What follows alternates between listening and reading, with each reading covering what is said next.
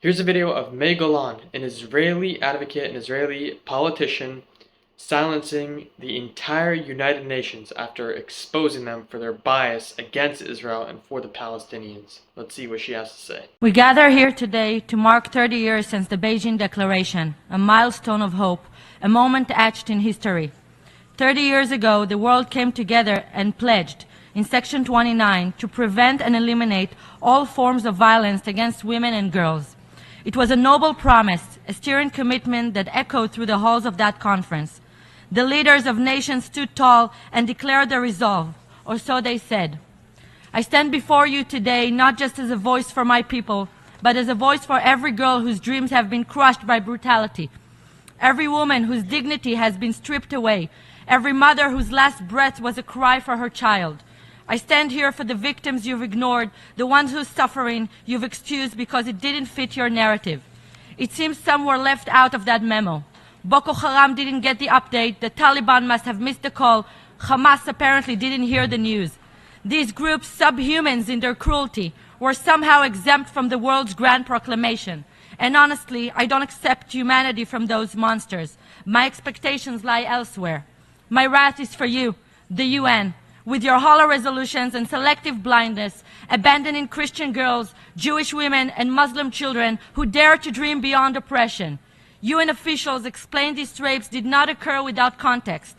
UN officials are spokespeople for gang rapists. UN officials are advocating for terrorists. Let me take you back a year and a half ago. A swarm of vile creatures invaded the sovereign land of Israel. They unleashed a systematic campaign of rape. Girls, teenagers, women, violated in the most unimaginable ways. Women were found with dozens of nails driven into their genitals, breasts hacked off, gang rape while surrounded by the demon's laughter, stabbed and violated as children hid in the closet for 14 hours, like in the Holocaust. Mothers gang raped in front of their screaming children, their bodies desecrated again and again. Babies wailing, pleading for the murderers to stop torturing their mothers, only to watch them butchered, then murdered themselves. Their corpses paraded by fiends who grinned with their own kids in tow. This is the hell you ignore, the United Nations. You dare to call these beasts human? Demand aid for them? Humanitarian aid for inhuman? Your shame drowned in your cowardice long ago. My people know your silence. Your betrayal stinks of history's rot. We won't beg your useless counsels for help. We will shield our own. Do you know what it sounds like when a child begs for his mother's life? Do you know what it feels like to watch the world turn away? My people do. And we will not wait for your approval to act. We will not beg for your compassion. We will protect our own because no one else will. And let me say this. Other civilized nations would do well to join us in this effort before this plague creeps into their own backyards. Rape gangs already roam the streets of Europe, cloaked under the banner of political correctness. Some nations have chosen to commit cultural suicide, sacrificing their daughters on the altar of accepting the other. Yes, we should accept the other, but not monsters, never monsters. And you, the mighty and also moral UN, your inaction breeds this plague. So I ask you today, will you honor the promise you made 30 years ago? You penned that pledge. Where's your fire? Will you enforce it or let it fester in your paper-pushing complicity soaked in innocent blood? I promise you all, from the river to the sea, Jewish women will be free. Am hanetzach lo mefached miderech aruka. Thank you very much. Wow, that gave me chills. She listed it perfectly.